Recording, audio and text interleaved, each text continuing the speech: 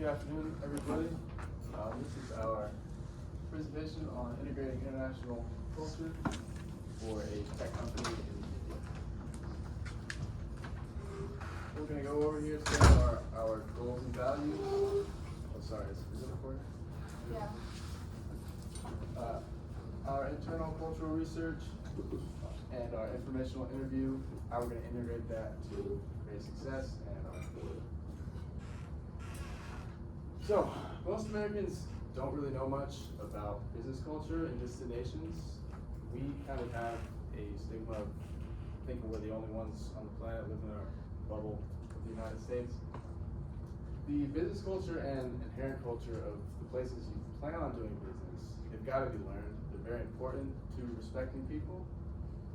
And in Southern Asia, life is very different than here in the United States. Many things that we consider normal frowned upon there.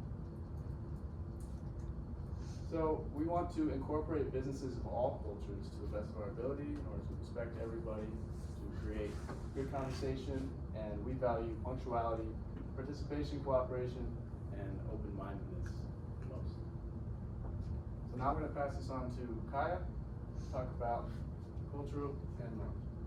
Okay, before we get into the nitty-gritty, let's get familiar with Indian culture and norms. For one, people prefer eating with their hands in this culture because they feel like they can connect more with the food on their plates. Hand wobbling is common in Indian culture as well. They'll wobble their head in many different directions during conversations. It can mean yes, no, maybe, or just be a simple nod of acknowledgement. It is also common for male best friends to hug or hold hands in public, and it may be seen as homosexual in other cultures, but viewed very differently here. It's also a popular soft drink in India called Thumbs Up that is very similar to Coca-Cola, and we're going to show an ad of that. So I've got my essay written, and I've been working on it for about a week. So now I'm going to show you how I use Grammarly.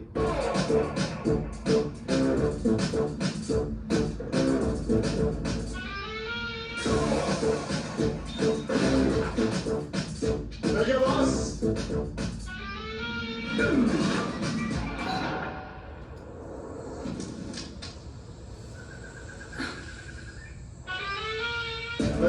तुम कुछ और क्यों नहीं P सकते हो?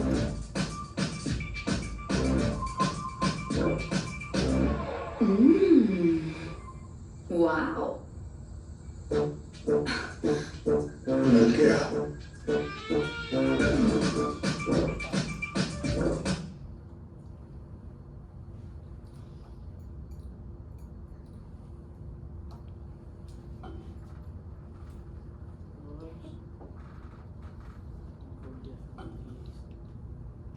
Okay, now some tips for proper etiquette. We don't want to point our fingers or our feet. We don't want to eat with our left hand, and we don't want to pile on PDA. Do expect evasive answers. Saying no is impolite, but I'll try is considered to be more polite, declining. Also, don't launch immediately into business, like try to get to know the person first. And here's just some reading and goodbye terms. Now I'm going to pass it on to Destiny. She's going to talk more about business culture in India. So culture plays a large role in business within India. So if you're going to be doing business in India, you want to make sure you know about these cultural differences before you begin. One thing that may be different than the US is that in India they have a low assertive communication style. This means that if you're in a meeting with somebody and you disagree with what they're saying, you're not going to say that in front of everybody because that could be seen as rude to that person.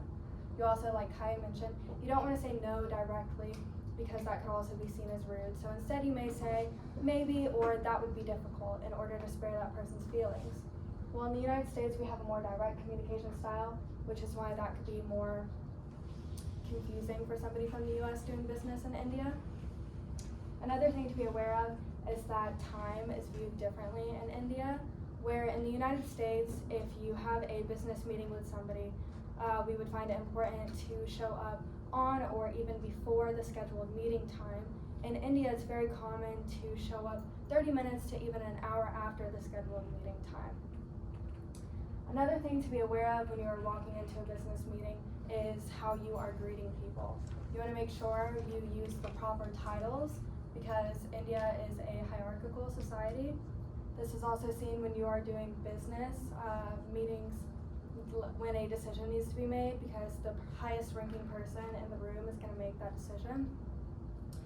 The fluidity of time is also taking a part in decision making, because it takes longer than it typically would in the United States for a decision to be made. And if you were to rush it, this would be seen as rude.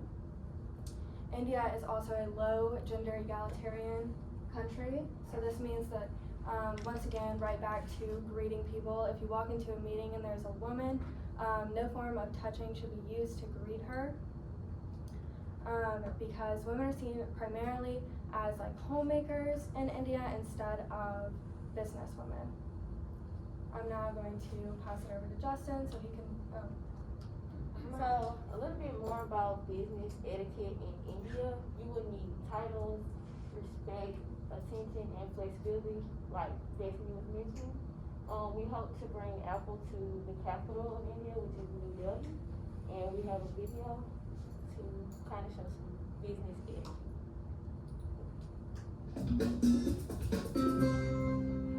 How to follow proper business etiquette in India. Learn a few Indian customs with these tips to avoid any unintentional rudeness. You will need titles, respect, attention, and flexibility. Step 1. Use the titles of your Indian counterparts, or address them as Mr., Mrs., or Miss.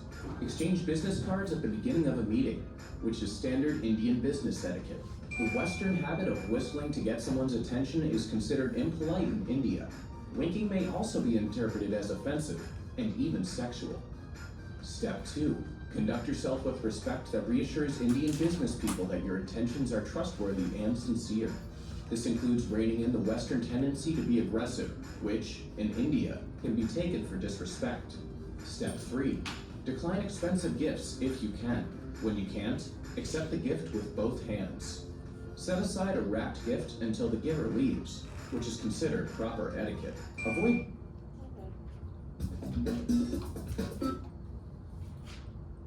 So, to get a better understanding of grammar, we interviewed a Georgia State professor, Mr. Amit Agarwal. He is currently Takai's professor, and he was formerly my professor. He formerly worked in the private sector in India, which just means the section of business in India that's not controlled by the government. And he worked for various tech companies such as AT&T and Apple. He emphasized in our interview being as modest as you possibly can be. Don't flaunt your outfits or your wealth or your confidence. That's just seen as rude in India. And also, the division of wealth is very, very visible in India because of the population size. There's over 1 billion people. So you see a lot more poverty than you would see here. And because you see so many people living like this on a daily basis, you've got to treat everybody as equal, whether you're a poor farmer or a rich businessman. Now I'd like to talk about why we would like to integrate Apple into India. So India's population currently stands at over 1 billion people. This means that if we take an Apple to India, that we would open up ourselves to over 1 billion new potential customers. Tech is also booming in India right now. There are so many up and coming and also successful tech companies, and so there are huge opportunities for tech companies like Apple. India also has a large middle class population, which is our target demographic, and India's market is easier to enter because there are less restrictions, which would make it easy for us to integrate Apple into India. Okay, so part of our integration and success process is we want to integrate family-oriented products.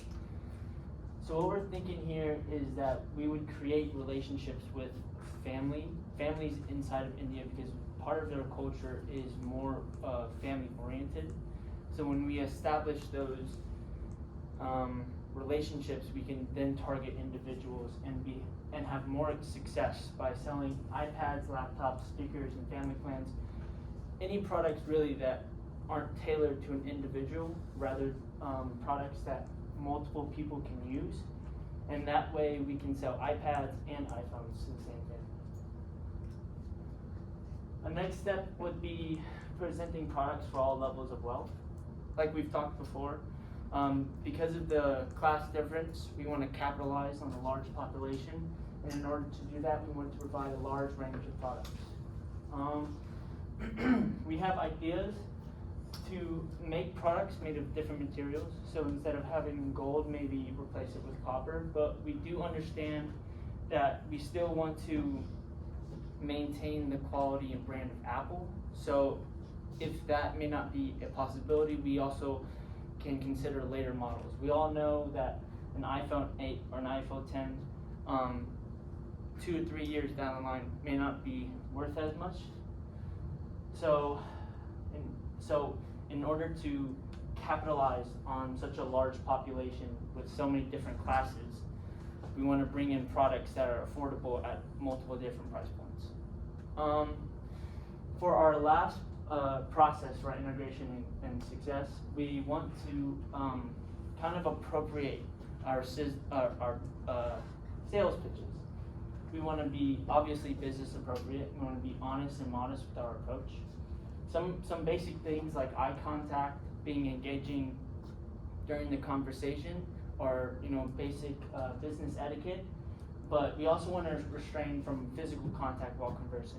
This doesn't mean like necessarily handshakes. It's more like I don't know if anybody has experienced this, but there are some sales personalities and things like that when you're talking with somebody, they might put a hand on your shoulder, or if they're walking with you somewhere, they might be bumping shoulders with you, or kind of lightly gesture you to a certain direction, and we want to refrain from all of that type of contact. We also want to be aware of our body language. Like Kaya said, we don't want to point, and we don't want to show aggressive body language. We don't want to be too confident and smother them with our personalities. And we don't want to force issues. We want to be straight and honest about our products. We want to tell them what we have, what we provide, and what it is the products are made of. We don't want to be too flashy, and we don't want to have too much fluff when pitching our sales. Like I said, don't force the issue. Pushy and forceful tactics won't work. I don't know if you guys have ever experienced car salesmen, but they'll keep you there for hours. They'll give you numbers, and if that doesn't work, they'll give you another number, and if not that number, they'll go to a different model or a different color, and they'll just go on, and they'll bring even managers out to like try to convince you to buy the car. That won't be a good use of our time, and that will waste their time. So in order for us to be successful, we want to be to the point and honest about our products when pitching ourselves. So to conclude, we don't want to be assertive, we don't want to be rushed. We've got to respect their hierarchical society. We've got to be very modest, don't flaunt your wealth, don't flaunt your appearance, and treat each other as equal. Regardless of your profession, your social status, and you're a poor farmer, rich businessman, you treat every person in India as your equal. India would be a great place to bring Apple because of this culture and because of the family orientation. Great for business, we can sell the family plan. And as long as we remain as transparent and honest as we can possibly be, as that aligns with their culture, then we will have great success in India. Is that what exciting? Thank you. Thanks.